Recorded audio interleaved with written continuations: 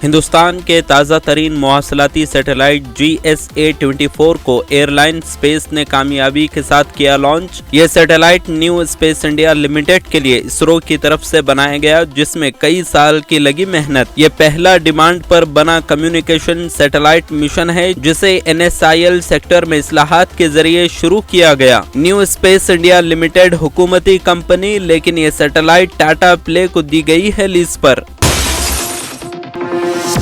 Uttarakhand cadre के IAS अफसर रामविलास यादव को विजिलेंस ने बदउनवानी के मामले में किया गिरफ्तार। उत्तर प्रदेश से उत्तराखंड आए यादव पर अपनी आमदनी से ज्यादा के असासे रखने का है इल्जाम। उत्तर प्रदेश हुकूमत ने ही उत्तराखंड हुकूमत को इनके खिलाफ कार्रवाई करने की थी सिफारिश। इसके बाद 2022 में इसके खिलाफ आमदनी से ज्यादा असासे जमा करने का किया गया मुकदमा दर्ज।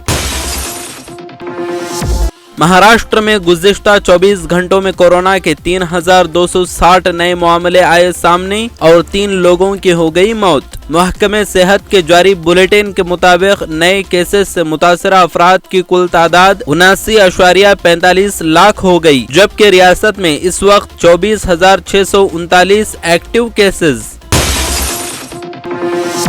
आसाम में सैलाब की सूरत हाल आज भी जूं की तूं रही। इस दौरान 4 बच्चों समेत 12 अफराद की जान चली गई, जिससे हलाकतों की मजमूई तादाद हो गई 100। रियासत के 34 अजला में से 32 जिलों में 54.57 लाख लोग हुए मुतासिर। वज़ीर आला हेमंत बिस्वा ने कहा कि सैलाब का पानी कम होने के बाद हुकूमत सैलाब का मुस्तकिल हल तलाश करने के लिए करेगी इक़दामात। रामपुर की लोकसभा सीट के लिए जारी ज़िमनी इंतखाबात हुए खत्म। इस दौरान सपा लीडर आजम खान ने बीजेपी पर हमला करते हुए यूपी पुलिस पर लगाए संगीन इल्जामात। उन्होंने कहा कि हम पूरी रात जागे हैं, जबकि सपा के उम्मीदवार पार्लियामेंट के तमाम थानों में गए हैं, और कहा कि अगर वोट का फीसद गिरा तो इल्जाम पूरी इंतजामिया पर आएगा। मुल्क की 6 रियासतों में 3 लोकसभा और 7 असेंबली सीटों के ज़िमनी इंतखाबात की वोटिंग हुई पूरी। होने वाले इस ज़िमनी इंतखाब में बीजेपी, समाजवादी और आम आदमी पार्टी की साख लगी है दांव पर। उत्तर प्रदेश की 2 लोकसभा सीटों आजमगढ़ और रामपुर पर हुई वोटिंग, जबकि पंजाब की 1 लोकसभा सीट संगरूर में भी वोटिंग हुई खत्म।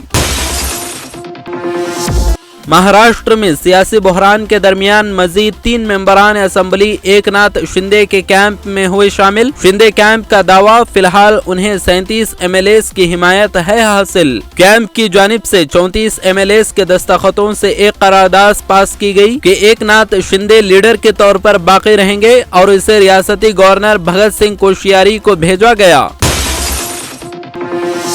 रियासती कर्नाटक के वजीर बराए food and civil supply Umesh Katti ने ये कहकर एक नया तनाजुआ किया खड़ा कि एक ना एक दिन शुमाली कर्नाटका एक नई रियासत बन जाएगा। उमेश कट्टी का कहना है कि 2024 के इंतखाबात के बाद मुल्क में रियासतों की तादाद 50 हो जाएगी, और कहा है कि वजीर आजम नरेंद्र मोदी 50 रियासतें तश्कील देना चाहते हैं। वो ये काम इलेक्शन के बाद करेंगे।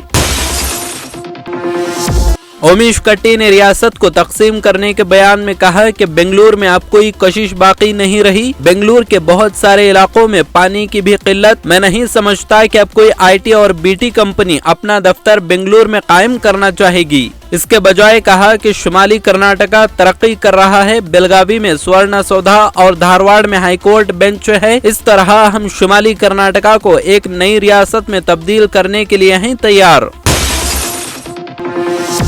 गैर कानूनी तौर पर सोना सप्लाई करने की कोशिश करने वाले एक शख्स को मंगलूर हवाई अड्डे पर किया गया गिरफ्तार। दुबई से गैर कानूनी तौर पर सोने को पेस्ट बनाकर औरतों के कपड़ों में छुपाकर की गई थी पैकिंग। मंगलुरु हवाई अड्डे पर मौजूद कस्टम टीम ने सोने और उस शख्स को तहवील में ले लिया। इसके पास से 24 कैरेट का खालिस 18.96 लाख रुपए का सोना कर लिया गया जब्त।